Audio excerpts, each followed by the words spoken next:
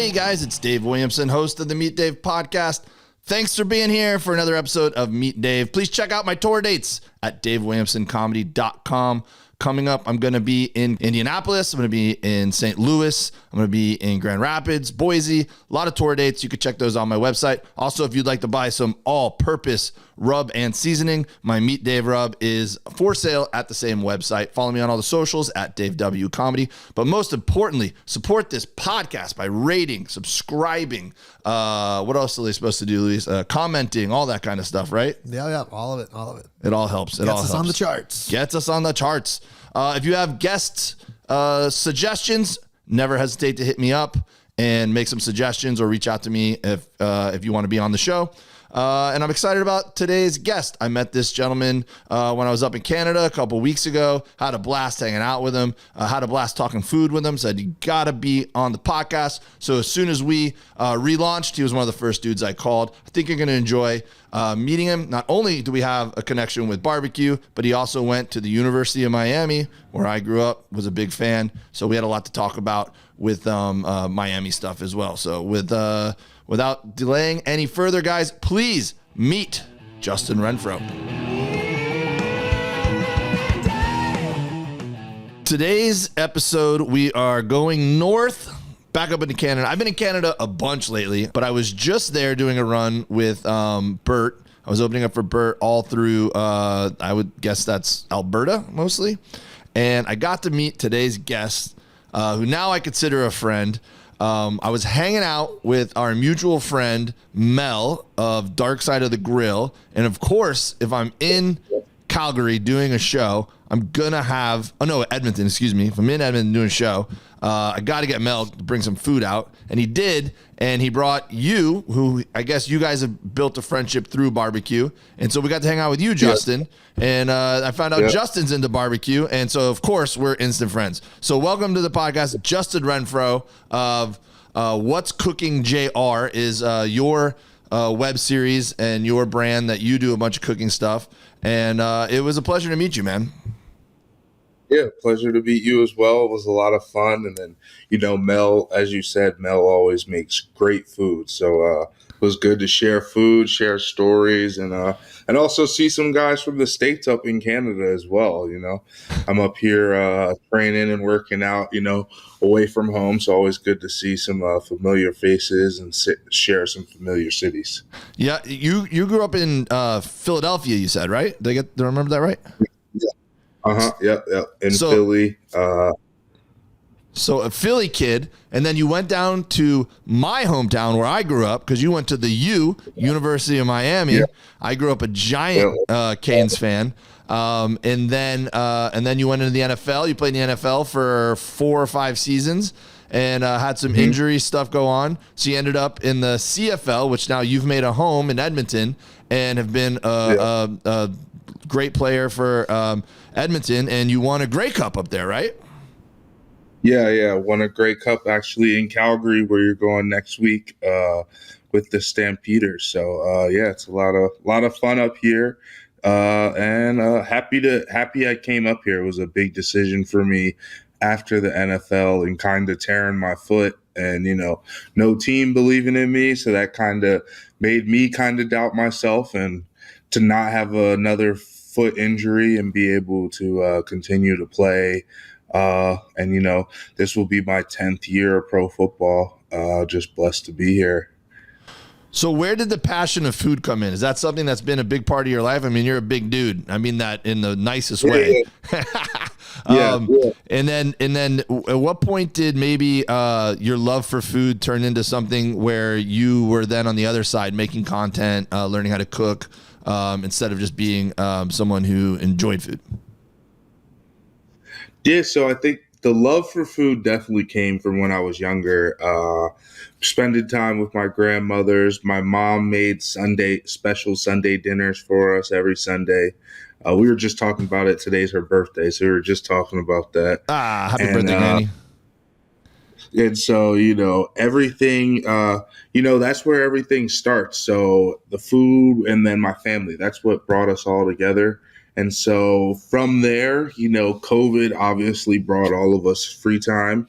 So that was my first free time. And actually, I always wanted to do something with food. Restaurants, ever since I went to the Super Bowl with the Seahawks. Since then, restaurants literally always want me to come in, put a meal on their story. And so with COVID, I was like, I should do something more with this. And so at first, it started out helping one of my close friends in his family restaurant because they wanted to promote a new takeout menu. And so we went in there and filmed kind of some of their new offerings that were going to be during takeout for COVID, because obviously nobody could go inside. Yeah. And it kind of took off from there. Another local restaurant asked for some help. Then I did a show in New Orleans, and then, had Michelin star chef Jeffrey Lee reach out to come to San Fran, and kind of from there, I had the confidence to keep it going, and had to put some money out behind traveling and stuff. But now it is what it is today. Yeah. So everyone knows. Philly kids are. Anyone I've ever been friends with that is from Philly, very passionate about the local food there. People have very specific opinions on the cheesesteaks is the obvious example, but it goes a lot deeper than that. Paint a picture of the food growing up in Philly, and then also walk me through one of these Sunday dinners. What would it look like going in and eating a feast at these family Sunday dinners that you had? Okay, so the food scene in Philly, I mean, yes, obviously you got your cheesesteaks, but it's like there's food for every neighborhood. And something I've noticed in my travels, the corner store and the whole idea of a corner store and a hoagie and a market, that's like not fathomable in southern and some parts of the world.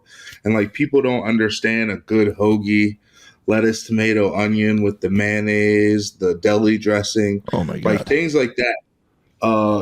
Going to a Poppy store in North Philly and getting a fried chicken wing platter for $5 with the hot sauce and ketchup and black pepper. Like that's a thing that happens in the city. You go to your cheesesteaks, but then you have your good downtown food. You have the seafood, you got the steakhouses. So everything's there. And I think it definitely depends what part of the city you're in. You go down Woodland Ave, that's some of the best Jamaican food I've probably tasted in my life. You go to parts of Northeast Philly, you get great Mexican food. You go over to Camden now, it's a lot of good Spanish food over in Camden. So, all these different things are in Philly. And I love that everybody knows the cheesesteak, because that is a thing here. And, right now it's burnt down, but they're being built up, Jim's cheesesteak. So I know everybody always asks. I'm going to just clear it up. So I would say Jim's cheesesteaks, if you're kind of on the mainstream tip, I would say Jim's is of the mainstream. But like the number one in the place still to this day, like after COVID, they haven't changed their model. Cash only. You have to call in or line up. D'Alessandro's cheesesteaks, one of the best, is right by my high school, and people still are lining up. I was just back in Philly 3 weeks ago, and people are lined up there, paying cash only. They installed. That's something they didn't have before. They finally put the ATM outside, so now you don't have to. Because back when I was in high school, you would hit the A+ gas station, get some gas, pull some cash out, and then you go over there. So now they got an ATM on site. So, and then the key there is they don't do fries. You got to get the Hers. Hers is a Philly brand of potato chips. Got to get the Hers chips with it. Can't play around. All right, shots fired at Geno's and Pat's. Yeah. Those are, Geno's and Pat's, they have the name. I like Pat's too. Don't get me wrong. Pat's, I cooked at Pat's. They've let me in their kitchen. It's a good steak. Pat's is my favorite of the two of those. But, got you. D'Alessandro's is that classic Philly. It's that spot. If you ask a person from Philly, they're going to say Pat's or Jim's, I feel like. Nice. Well, I don't think I've ever been to Jim's. I'll have to check that out. What happened? Yeah. There was a fire in one of the places burned down? Yeah. Gyms. There was a fire there a little bit back, so I know they're working on coming back soon. Because I want to get in there and cook with them.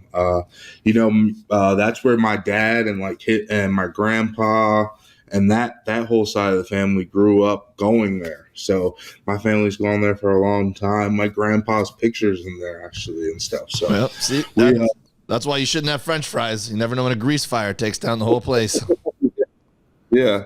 And then we were talking about the Sunday dinner. So the Sunday dinners, I think it rotated a lot what was going on, but always if we were at grandma's house, I would get like the fried chicken, mac and cheese, collard greens with some steak. And then the big thing, like my grandma Renfrow was known for, was her peach cobbler and the apple cobbler. So to get in the cobbler, that was like the big thing. 'Cause I'm not a dessert guy, but her desserts, I always saved a little room. Most of the time, I just eat 2 and 3 servings and don't eat dessert. So that's always a big thing. At home, my parents always made sure, like the Sunday dinners, to make me try stuff. So I didn't know too many kids. Like when I was growing up, nobody else was eating lamb. Like I was telling kids, yeah, like mom made a lamb this Sunday for dinner with a lamb with sauteed kale, and then she would do like cranberries and a puree. And the people would be like, your mom did? Like Miss Chloe that comes to school? And then and my mom also produced Good Morning America. So that's what made me have to start cooking, was because she was getting the shows ready overnight so they could be ready for the morning. So I actually would make my own breakfast, and her car service would be pulling her up right about 30 minutes before it was time for me to go out the door, so she could make sure I was pretty much ready, and then I was off to school. So I was cooking for myself, like 8, 9 years old. I was making eggs and bacon and toast. And, once watching TV, I was like on Saturdays when my mom was off, I was making her show me how to do omelets and stuff. And then it kind of grew from there. BLT was my first lunch dish. Oh. And then we just started going from there. Oh, I love a good BLT. That's the first thing I got into cooking too, was exactly that, was breakfast when I was a kid. I loved making a big omelet, and I perfected my technique for making an omelet. My dad would take me on business trips, and I was always, I think he wanted me to be impressed with like the guys he was meeting with and whatever, and see them in suits and doing these big things and staying in nice hotels, and maybe that would help inspire me to figure out what I wanted to do in life. But all these hotels also had an omelet guy, right? Because they're big fancy hotels. Yeah. And so I was always enamored with the omelet guy. I'm like, forget these successful business dudes. I want that power of manning the station. Yeah. And all these important people are waiting in line, even though there's all this other food you could get. They waited. They didn't want the powdered eggs. They wanted to tell this dude what ingredients, and then he'd put the oil and throw all the ingredients in, and then make the omelet fresh. And when someone came in late and it was like, oh man, I'm late. Sorry, omelet guy's gone, dude. That dude had power in that room. You can go anywhere, yeah. That was my thing too. That's funny that like we had that shape. So when I was a kid, like in Philly, like they had the Four Seasons brunch. They had the Zanzibar Blues downtown. So my parents I would have to go with them because it would be after church. So I got to, a lot of times I know they probably wanted to go by themselves, but I would get to go, and I was me. 2 and 3, like we would go to a brunch. I was getting 2 omelets at like 12, and then still getting bacon and potatoes and getting these big breakfast buffets. So that was always fun. I loved it. Yeah. My youngest son's the same way too. My youngest son's really into cooking and independent with making his meals and stuff. And that's the first thing he really got into too, is making these giant breakfast sandwiches that were like this. Makes me so proud. Yeah. So then you went to college down at the University of Miami in Coral Gables. And I always say, dude, I think that the food is one of the biggest influences of a college career, because you're not at home anymore. You don't have mom cooking meals. You don't have the comfort level of things you grew up with, and you got to find new stuff. It's the first time you're really exposed to like a completely different culture that you grew up with, right? So most college towns, and even though it was in Miami, there's still a little section there that's kind of, affected by and influenced by the college itself. So I'm curious to hear what some of your favorite places in Miami were and what your experience was with food in Miami. And I'm going to match it with my experiences growing up there. Okay. So you got to remember too, though, I was there on the college budget because I was at Miami right after they got in trouble. So they were strict. Like, we're not getting any free stuff. Make sure you're paying for everything. But still to this day, a lot of people laugh at it. But one of my favorite places is Pollo Tropical. Hell yeah, dude. Like, I went down there. Still to this day, like every time I'm with my son in Jacksonville, one of the times we're getting some Pollo Tropical. Like, yep. I'm moving to Jacksonville, so I'll probably get that. I'm dying to work with them too. I've been like hitting them up forever to work with them. But yeah, that was my like number one food as a college kid. You know, boom, I'm hitting Pollo Tropical like at least once. For people that don't know, Pollo Tropical is like a fast food style restaurant, but it's really good. I'd say Hispanic influenced chicken dishes. Yeah. That's a perfect way to put it. So that was number one. I think you only get that in Florida. I don't think it's anywhere else. And then I don't know if it's there. There was a sub place that was right down the street from the football facility right there in Coral Gables. We'll have to look it up. But when I got there, that was one of the first things the older guys took us younger linemen over there. And, they hooked it up because they knew we were on the football team. And they had these cheeseburger hoagies. Ooh, that sounds awesome. And it was a cheeseburger, but on a hoagie. It was simple, but the way they did it, and still to this day, I'll be like, that's one of the things at Miami. And then they had other sandwiches too. It was like a super creative sandwich shop. I wish I remembered the name. Back then, I was just like, yeah, we're going to eat. And we're going to get a discount where we're going to eat. I'm trying to think what that would have been. It was literally 2 streets over from the practice facility. So right there, right off US 1, probably. Yeah, right off US 1, 2 streets over from Green Tree. It was right there. I forget what it was. It's something subs. It's what it's called. It's something subs right there. Oh man, I wish I could remember. Man, so that was there. You're gonna have to text one of your old teammates. Yeah, I'm gonna have to get that. I'm gonna have to figure what that was. And then going into going into the Grove, and then we used to what was the place? I think it was called Grove Street something. Like it was the bar there with the it's all open with like the awning, and you could sit out there on the patio. They had a lot of good food, and then there was a sports bar across the street that we did the radio show on. So was that the Sandbar? Yeah, the Sandbar, exactly. Yeah. So my senior year, I spent a lot of time at the Sandbar, because I was on the radio.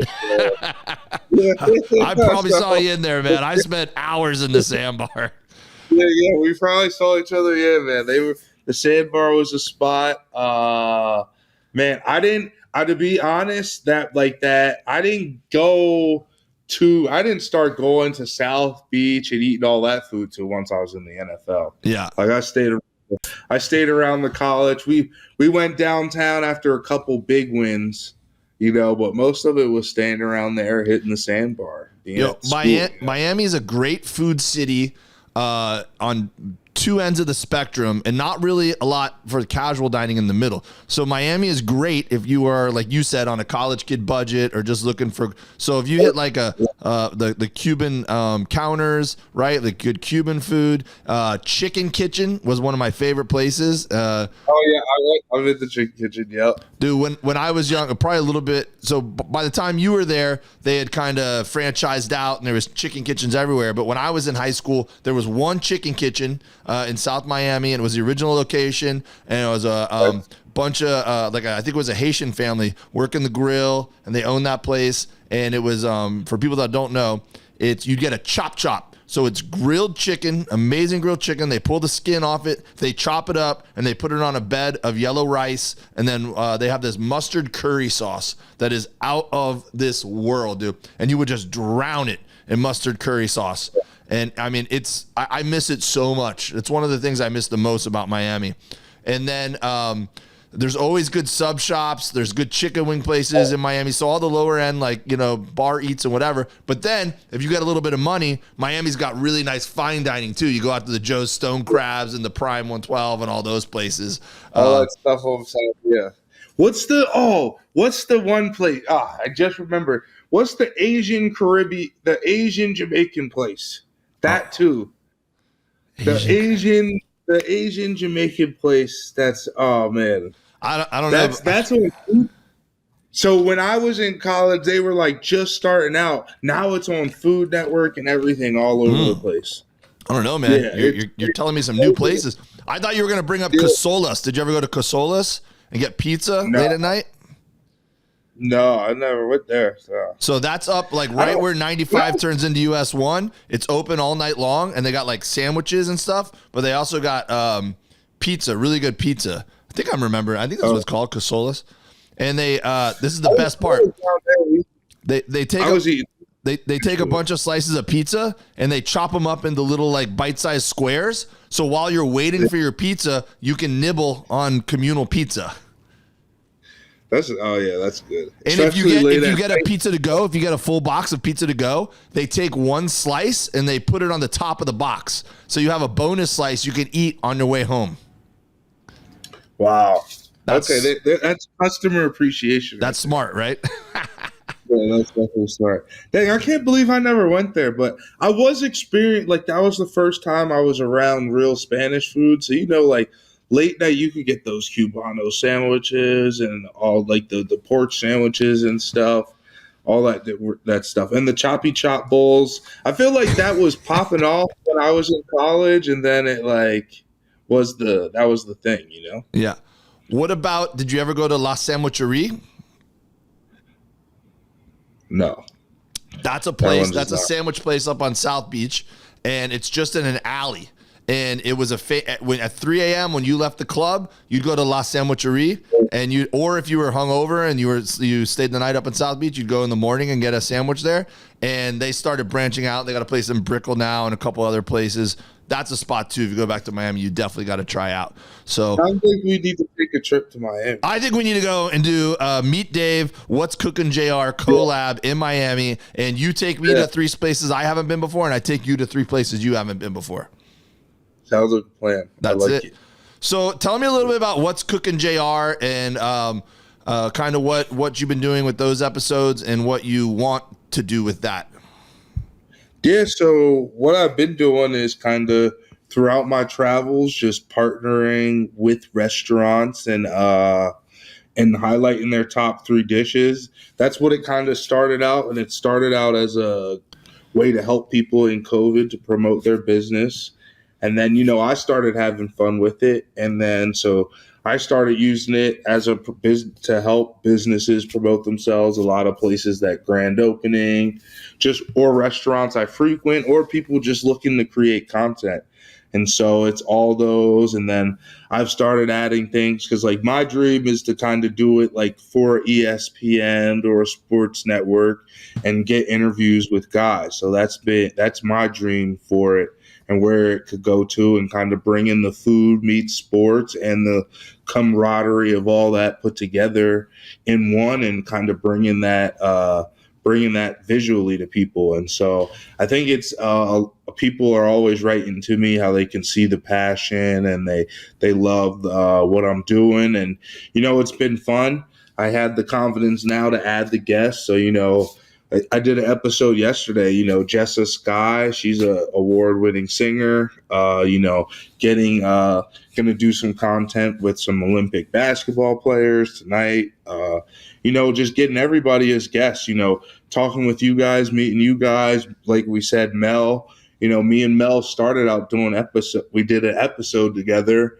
And then we were like, hey, we like hanging with each other. Yeah, dude. Now we just hang out on Fridays and go do stuff. We went and got Mexican food and had margaritas the other day. We go get hot pot. So sounds like it's, Mel. yeah. So it's like and you know, it's the same thing all over the place. You know, I go back home to Philly. I go see chefs. You know, meeting chefs in Virginia. And that's the thing too, kind of the camaraderie, I would say, in the food world and with people in the food world. And it's just been fun, meeting these people. And it almost kind of feels like some of these guys, I've known them my whole life. After sharing one day, like 1-2 hour period in the kitchen, you would think we've known each other for life. So it's kind of cool to make those connections and be doing it on a large scale around the world. Yeah, that's what connecting through food does. Totally connecting through a shared passion, and connecting through food. It's just like comics. When comics do a show together, it's like that's your friend now. Like if you share a stage and share a night, like doing a show together, you connect over that passion of comedy and the passion of, hey, we did a show together, right? And same thing with cooking, man.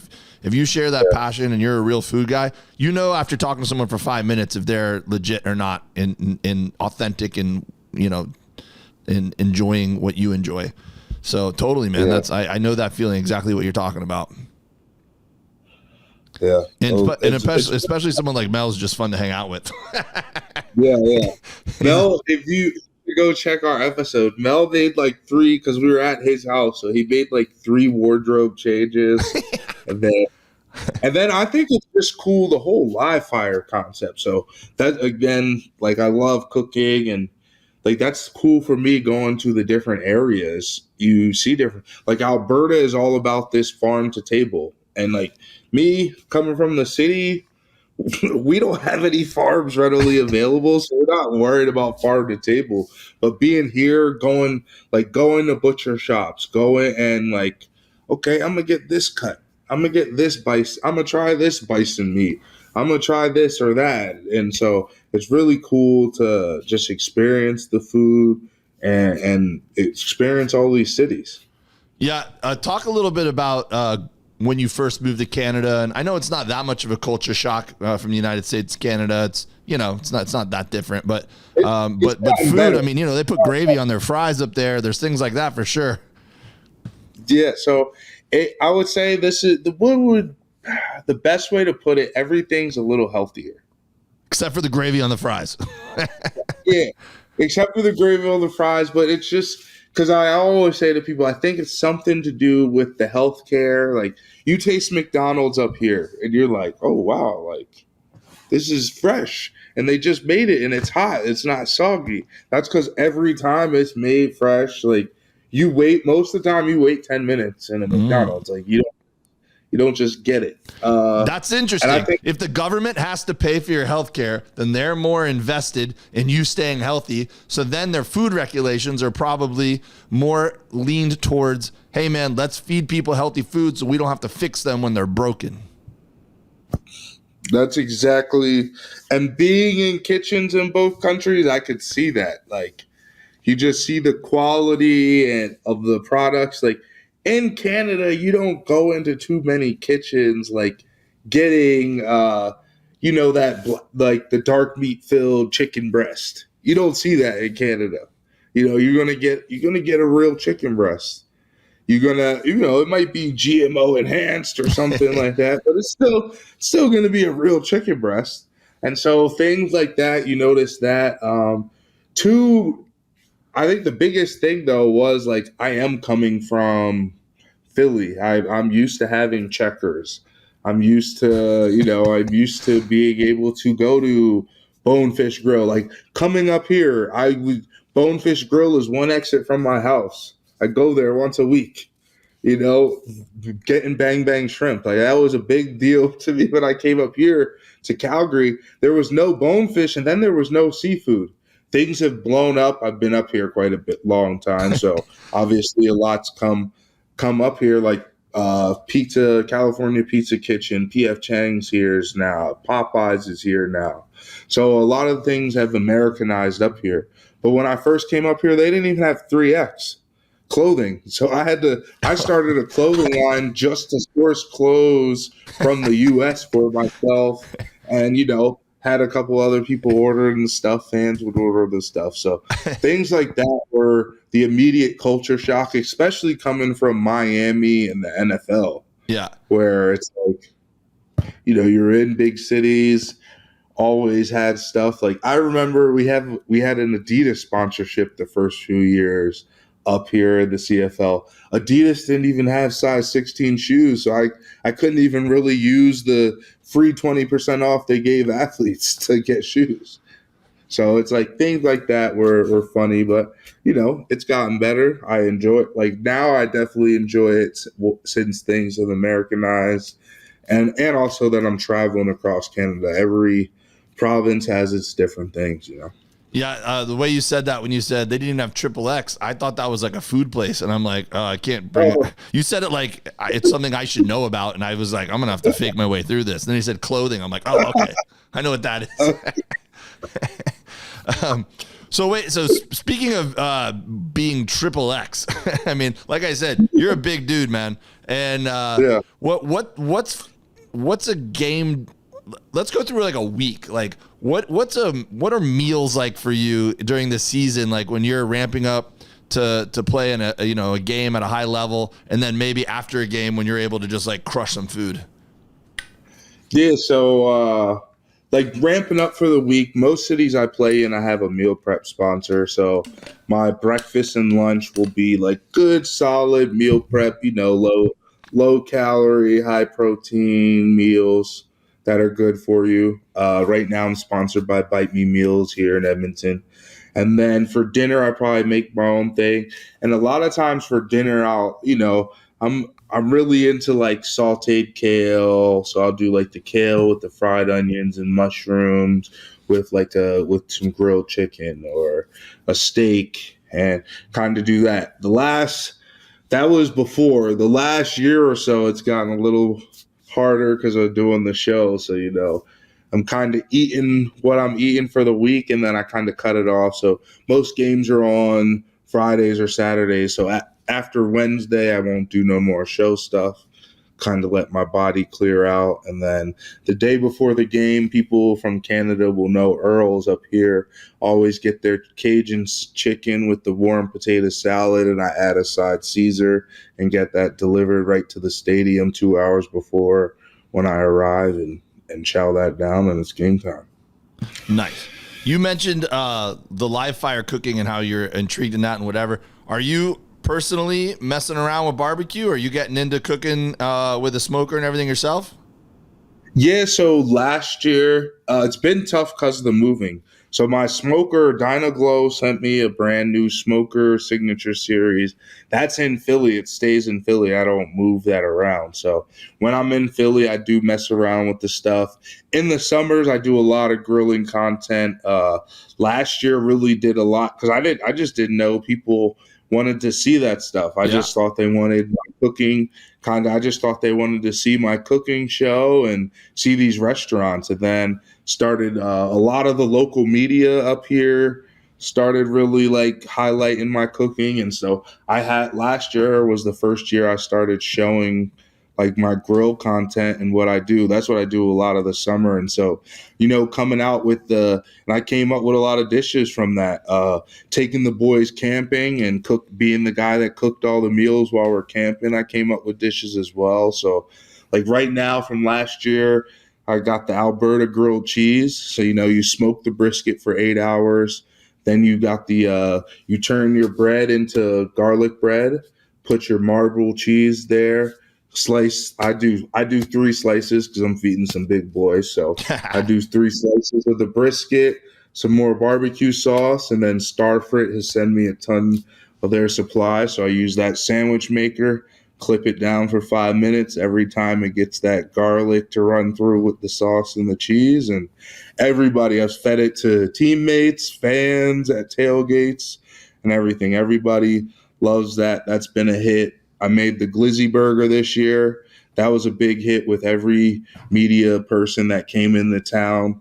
Because after I hurt my knee, I fed most of the media because you get different anchors and stuff. So yeah. I know that I've been playing in the league so long. So a lot of people were curious about what was going on. So I'd pay them a visit, bring them a different tray of food, and the Glizzy Burgers were a big hit. That's cut in the center of a hot dog, stuffing it with marinated burger meat, and then you throw that on the grill, and then you sizzle it, and then you dress it.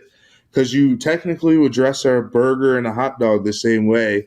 So I like doing it where you put it in the hot dog bun, then you top it with shredded lettuce, tomato, onion, the mustard, and ketchup, and then I started adding the sprinkle of bacon, and then boom, you got it. And yeah, that was a big hit. And now I've started serving it like a charcuterie board. Oh, And so you got hot dogs in the middle, and then you got all these toppings lined up, and so people like seeing it like that. It's fun too. So, and that's you call it a glizzy burger? Yeah, we call it a glizzy burger. That's what it. So yeah, that's been that's another grill thing I've been doing. What else? Obviously the steaks, and that was fun for me. Because during COVID we weren't allowed to go out, so I hated seeing my teammates struggling because they're all Uber Eating. So after the third week of the season, I just sucked it up, and so I started cooking for 17 guys a night, and I was making them dinners and meal prepping them and bringing them to them the next day. And so with doing that, I had to come up with a lot of stuff too. So that's when I started injecting chicken with the CBD olive oil, and then having it in the garlic olive oil, and kind of trying to help guys heal a little bit too while they're eating. That's where I came up with the sauteed kale over the cilantro rice, and then you do the cilantro chicken. And at that time I had a they were called Black Diamond grills. It was like a small Canada outfit, and they had a pretty good electronic grill. So that's what really helped me, because I could, boom, I'm coming back from the store, boom, I could turn it on from the car. And so like the grill's preheating and things like that. So it was a lot of fun, made gumbo from scratch for the boys. And I actually infused that with weed butter. That was made my own roux and everything from that, and grilled everything that I put in it. So grilled the shrimp, grilled the lobster, grilled the sausage that I put inside the roux. So been having a lot of fun with the barbecue in it. And now I'm starting to show people. So stay tuned. I'll be in Florida for the next 3 months. I'll definitely be on the grills and working out with something with Bernie Grills and using their logs. So yeah, I'll be turning out the content. Well, sounds like you're getting really into the CBD stuff and infusing the weed products into the food, which I've seen other people do. My buddy Bart's Barbecue got into that because he cooks for Cypress Hill a lot. And just make sure if you're cooking for your teammates that they know that you're doing that, because that'd be a weird way to fail a drug test. Where they're like, no, man, I haven't put anything foreign in my body. And then it's like, oh, no, the chicken had a bunch of weed in it, man. It was a roux. No. We don't, that's the number one rule. You don't dose anybody that doesn't want to. Yeah. I mean, I'm sure it's delicious, but I don't know if it's worth your job. Yeah.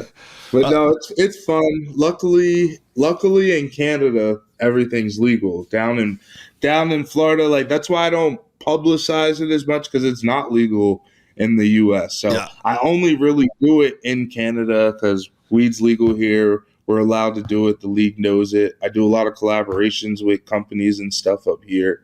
So it's cool. But when I go home, I'm like, shut it out, time out. Because in the States, if you're at home in the States and I posted some of my weed content, it would get flagged and it would be turned off. So I don't even mess with it when you go home, really. Yeah. And by the way, I feel what you're talking about when you said you crank your smoker or your grill on when you're heading home, because I've been glancing at my phone this whole interview, and I'm not being rude. I'm just literally cooking a brisket right now.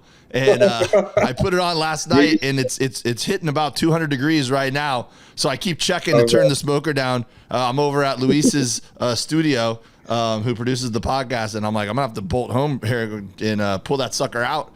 And it's always a challenge when you got two different things in there, because I got some pulled pork in there, also some pork butts, and I'm like, normally I would just crank it off and just let it sit and rest in the smoker, but I need the pork butts to hurry up. So they get done tonight. I'm doing a comedy show tonight, and I sell barbecue at the comedy show. So I got to get this done by tonight. Yeah. I feel it. Jeez.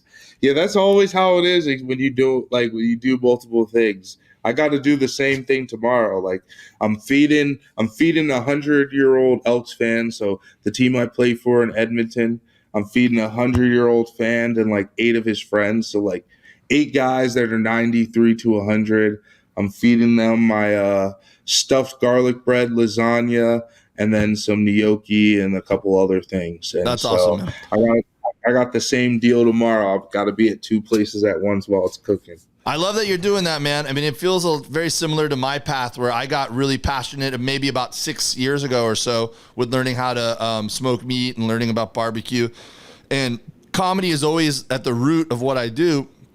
I want to be the best comic I can be, but barbecue has become kind of a connecting point between the fans and the comedy fans and me, because, you know, I sell this all-purpose seasoning, and, you know, everyone's got merch they sell after. Instead of selling them a t-shirt or an album or whatever that's an old album, I like selling them the seasoning, because then, you know, they go home, they cook, they think about me, they tag me and stuff they're cooking, and it's just a more intimate and authentic connection point, I think. And I love cooking for the guys when we're touring. You saw our tour bus when we were up there. For years, I had a Rectech pellet smoker on the bus with us, and especially during the pandemic, like there wasn't restaurants open, so you know, so we didn't have to have like, you know, takeout every single meal. I was cooking for the guys. You know, it really is comfort food, and I cook for when I go work comedy clubs around the you know, the world. A lot of times I don't even cook for the fans or for the menu. We do sometimes, but sometimes I'll just cook and feed the staff,